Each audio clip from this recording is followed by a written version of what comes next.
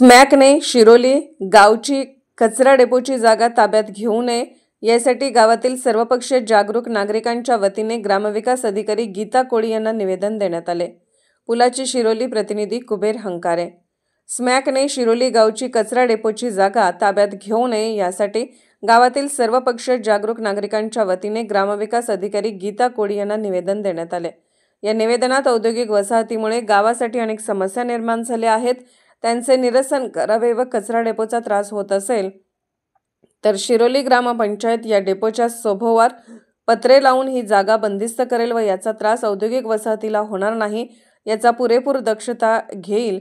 आमच्या या न्याय मागणीचा स्मॅकने विचार न केल्यास पुढे गावाच्या वतीने तीव्र आंदोलन छेडण्यात येईल असा इशारा देण्यात आला आहे। पुलाची शिरोली गावचा संपूर्ण कचरा गेली 30 ते 40 वर्षापासून औद्योगिक वसाहतीच्या पश्चिमेकडील भागात एका मोठ्या खड्ड्यामध्ये टाकत आहे। आता ही जागा महाराष्ट्र औद्योगिक विकास महामंडळ 7/12 पत्रकी आपली असल्याचे सांगत आहे।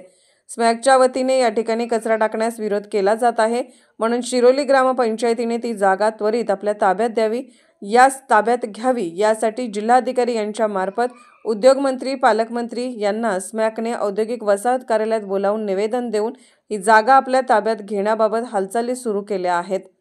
या बाबतीत आम्ही शिरोली ग्रामस्थ निवेदनातून औद्योगिक वसाहतीबद्दल बाबी निदर्शनास आणत आहोत। शिरोली औद्योगिक वसाहत स्थापन होताना गावची शेकडो एकर जमीन औद्योगिक वसाहतीस दिली आहे, पण या जागेतील थोडीशी जागा शिरोली गावच्या कचरा डेपोसाठी औद्योगिक वसाहत का देऊ शकत नाही। या औद्योगिक वसाहतीमुळे गावातील कारखान्याचा ॲसिडयुक्त पाण्यामुळे गावच्या सुंदर तलावाचे दूषित डबक्यात रूपांतर झाले आहे। ज्या गावच्या जमिनी औद्योगिक वसाहतीसाठी आरक्षित केल्या आहेत त्या गावात लँड अफेक्टेड गाव म्हणून औद्योगिक वसाहतीने स्वच्छ व मुबलक पाणीपुरवठा करावा असा कायदा आहे। या उलट औद्योगिक वसाहतीला दूधगंगेचे थेट स्वच्छ व निर्जंतुक पाणीपुरवठा होतो, तर शिरोली गावाला मात्र पंचगंगेचे दुर्गंधीयुक्त पाणी मिळते। हा कुठला न्याय? शिरोली औद्योगिक वसाहतीत अनेक जागा फाउंड्री वेस्टमुळे प्रदूषित झाल्या आहेत। गावातील 50 एकर जागेत 20 ते 25 फुटाच्या विषारी वाळूचे ढीग पसरले आहेत। ही लाखो टन फाउंड्री वाळू औद्योगिक वसाहतीने गायरान जागेतून काढून घ्यावी। औद्योगिक वसाहतीमधून येणारा ओढा रासायनिक पाण्यामुळे प्रदूषित होऊन फेसाळतो आहे व त्या ओढ्याचे पाणी थेट पंचगंगा नदीत मिसळते। याची प्रदूषण महामंडळाने त्वरित चौकशी करावी। तसेच सध्या औद्योगिक वसाहतीमधील 80% कामगार हे शिरोली गावात राहतात, त्या सर्व कामगारांच्या पायाभूत सुविधा शिरोली ग्रामपंचायत पुरवते। मग या कामगार वर्गाचा कचरा औद्योगिक वसाहतीमधील कारखानदारांची गोळा करून त्याची विल्हेवाट लावावी किंवा गावातील औद्योगिक वसाहतीत काम करणाऱ्या सर्व कामवर्गाची राहण्याची सोय कारखानदाराने करावी। कोल्हापूर स्टील कारखान्याच्या ताब्यात असणारी शिरोली गावच्या हक्काची असणारी अंदाजे 11 एकर जमीन कारखानदारांनी शिरोली ग्रामपंचायतीला परत द्यावी।